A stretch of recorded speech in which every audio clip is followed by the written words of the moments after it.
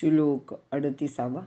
विषेंद्रिय संयोगात तद्दग्रे मृतोपम परिणामे विषमिव तत्सुखम राजसं स्मृतम.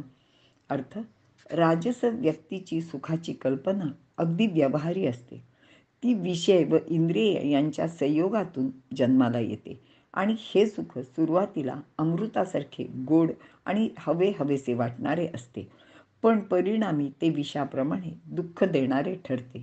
त्यालाच राजस सुख म्हणावे असे भगवंत सांगत आहेत. विवरण: पंच ज्ञानेंद्रिय व पंच कर्मेंद्रिय मिळून 10 इंद्रिये आणि मानवी देहाला आहेत. या सर्व इंद्रियांचे त्यांचे विषय सुद्धा आहेत. इंद्रिय व त्याला हवासा वाटणारा विषय यांचा संयोग झाला की माणसाला सुख वाटते. हे सुख सुरुवातीला खूप आनंद देणारे असते, पण इंद्रियांची विषय भोगण्याची एक विशिष्ट मर्यादा असते आणि म्हणूनच त्या विषयाचे जास्त सेवन झाले तर माणसाला त्यापासून दुःख किंवा त्रास प्राप्त होतो. जसे एखादे पक्वान्न अगर चमचमीत पदार्थ रसनेला आनंद देतो आणि त्यामुळे सुरुवातीला त्याचे सेवन खूप छान वाटते. उदाहरणार्थ श्रीखंड, बासुंदी, आईस्क्रीम, वडे, भेळ इत्यादी सारखे अनेक पदार्थ. पण त्यांचे सतत सेवन केले तर माणसाला अपचन, सर्दी, खोकला, पित्त इत्यादी विकार होऊन नंतर दुःख भोगावे लागते. शरीर सुख हे सर्वात श्रेष्ठ सुख मानले जाते, पण याचा वारंवार भोग स्त्री पुरुषांच्या शक्तीचा नाश करते. अगदी सकाळी रोज उठल्यावर मलमूत्र विसर्जन नीटपणे झाल्यावर माणूस दिवसभर छान फ्रेश किंवा ताजातवाना राहतो, पण त्यासाठी जर आपल्याला वारंवार जावे लागले तर त्याचा त्रास होतो.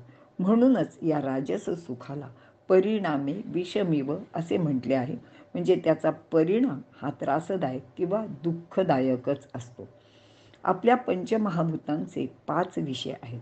म्हणजे पृथ्वीचा जो विषय आहे किंवा गुण आहे तो गंध आहे, आप म्हणजे रस, तेज म्हणजे रूप, वायूचा स्पर्श आणि आकाशाचा शब्द. आणि हे 5 विषय आपण पंच इंद्रियांनी म्हणजे वेगवेगळ्या त्या इंद्रियांनी भोगत राहतो. यामध्ये इंद्रिय संवेदना फार मोलाच्या आहेत. यांचेमुळेच एखादा विषय जीवनास अनुकूल किंवा प्रतिकूल आहे हे सुद्धा कळते, कारण ही ज्ञानाची प्रवेशद्वारे आहेत. म्हणून इंद्रिये संवेदनाच्या सूक्ष्म छटा जेवढ्या जास्त ग्रहण करतील तेवढेच ज्ञान मिळणे अत्यंत सुलभ असते. ज्ञान विस्तारावर सुख विस्तार व विविधता अवलंबून आहे आणि हाच विचार लक्षात घेऊन भारतीय शास्त्रज्ञांनी या 5 विषयांच्या ज्या 5 कला विकसित केल्या त्या पुढील प्रमाणे आहेत. शिल्पकला ही पृथ्वी तत्वाची आहे. नाट्यकला ही आपतत्वाची आहे. नाटकात रस आहे, रसिकांना त्याचे रसपान करविले जाते. चित्रकला तेजतत्वाची आहे, कारण सर्व रंग तेजाच्या किरणांचेच असतात. तर नृत्यकला ही वायुतत्वाची आहे, कारण साऱ्या हालचाली वायुतत्वामुळेच होतात. आणि संगीत आकाशतत्वाचे आहे, शब्द हा आकाशाचा गुण आहे. अशा रीतीने पंचमहाभूतांच्या, पंच इंद्रियांच्या व विषयांच्या अशा या 5 कला आपल्याकडे विकसित करण्यात आलेल्या आहेत. यामुळेच मानव व पशु यामध्ये फरक पडला. मात्र काही लोक आपली पशुत्वाची पातळी कधी सोडत नाहीत. त्यांना सूक्ष्म संवेदना, त्यापासून मिळणारे ज्ञान याच्याशी काहीच घेणे देणे नसते. फक्त इंद्रिय सुखासाठी त्यांचा ध्यास असतो आणि ते त्यामध्येच रममाण होतात. प्रसंगी ती सुख ते उरबाडून घ्यायलाही कमी करत नाहीत आणि या साऱ्याचा परिणाम अटळ असतो. तो म्हणजे त्यांना जे सुख वाटत असते त्याचा परिणाम निश्चितच दुःखदायक असतो.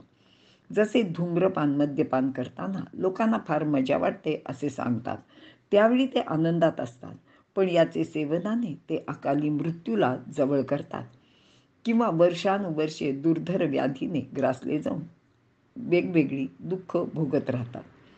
या श्लोकात स्मृतम हे पद योजले आहे, कारण राजस माणसावर संयोगाचे सुखाचा इतका प्रभाव असतो की त्यापासून होणारे दुःख मात्र तो विसरून जातो किंवा होणाऱ्या दुःखाचा तो विचार करत नाही. पण राजस सुख भोगल्यावर परिणामी त्याला दुःख भोगावे लागणार आहे. याचे स्मरण देण्यासाठीच केवळ स्मृतम हा शब्द भगवंतांनी इथे योजला आहे. इथे आपण थांबूया.